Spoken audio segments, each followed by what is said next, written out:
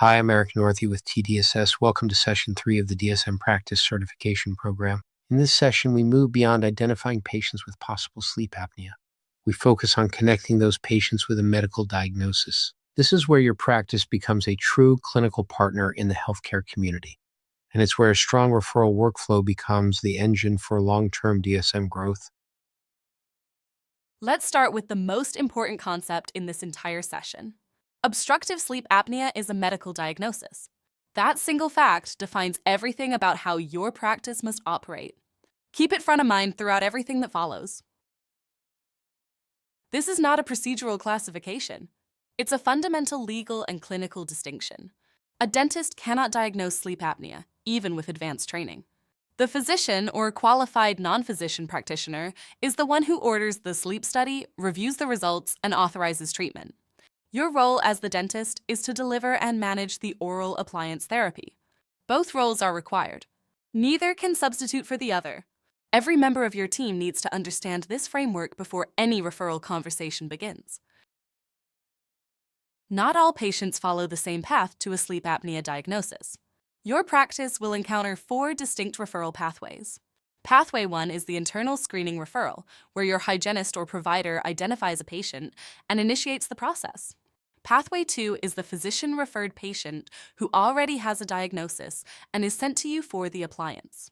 Pathway 3 is developed as you engage in your community and provide presentation that sets you apart. And Pathway 4 is the VA community care patient, a veteran enrolled in VA healthcare who may be eligible for community care services. Which pathway applies to a given patient determines everything about how you document that case. For Medicare beneficiaries, oral appliance therapy coverage is governed by LCD L33611. 5 things must happen in the right sequence for the claim to be covered.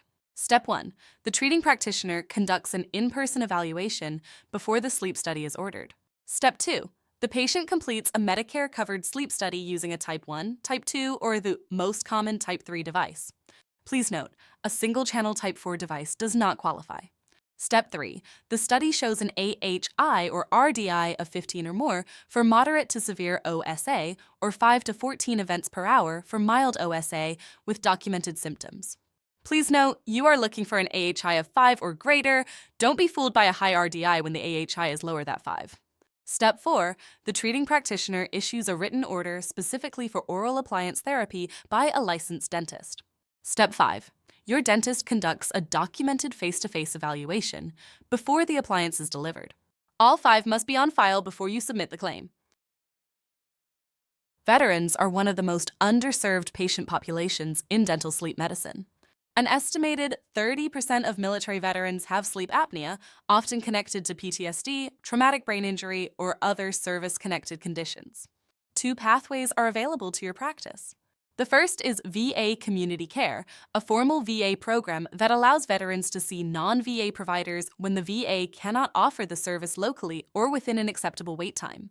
This pathway requires pre-authorization from the VA before the first clinical appointment. Do not schedule the patient until you have that authorization number confirmed. The second pathway is the SLSIP program, pronounced SLEEP, a VA primary care model for OSA identification. Access to SLSIP referrals requires contacting your regional VA facility and building a direct relationship with the SLSIP coordinator. Physician referrals are the most efficient long-term source of DSM cases. But they don't happen automatically. You earn them by being clinically credible, easy to work with, and reliable. Start by delivering life-changing outcomes to your own patients. They have primary care physicians and other specialists and word travels. Have a clinical profile ready, but don't lead with a cold approach. Wait for the right opportunity. When you make contact, lead with a clinical question. Ask whether they have patients who cannot tolerate CPAP. That question opens a conversation the right physicians will want to have.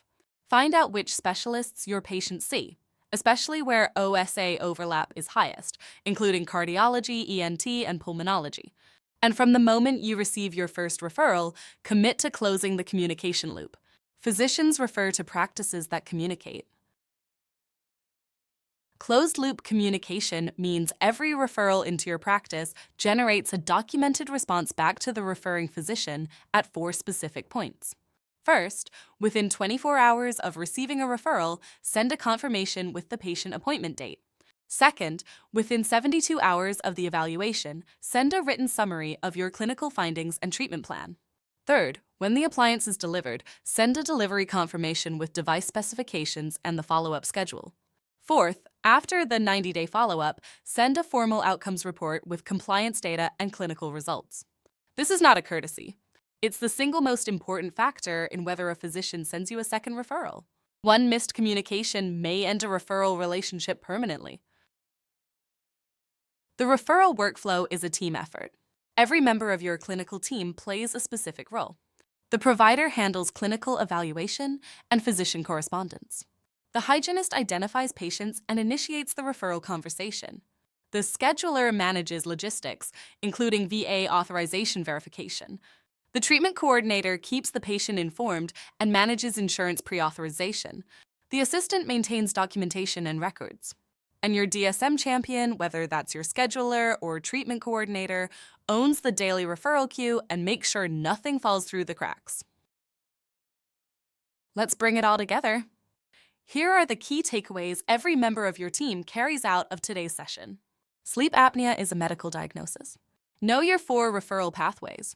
Protect Medicare compliance with all 5 LCD L33611 steps. Verify VA authorization before scheduling. Lead physician outreach with a clinical question. And close the communication loop on every referral, every time. The foundational rules of medical referrals. 7 principles that govern everything your practice does in the referral space. The boundary. Dentists treat. Physicians diagnose. That line never moves. The pathways. The moment a patient's path is identified determines whether they follow the internal, physician, Medicare, or VA track. Get that right first. The sequence. Medicare requires 5 chronological documents under LCD L33611. All 5, in order, on file before the claim is submitted. The veterans. VA community care requires authorization before you schedule, not after. Before. The currency. Physician trust is not given. It's built through reliable communication and consistent patient outcomes. The referral loop. Execute your touchpoints at 24 hours, 72 hours, appliance delivery, and 90 days. Every referral. Every time. The accountability. Your DSM champion owns the daily referral queue. If no one owns it, nothing gets done. As you apply what you've learned today, keep 3 things in mind. Know your pathway before you document. Verify authorization before you schedule, and communicate back to every referral source without exception.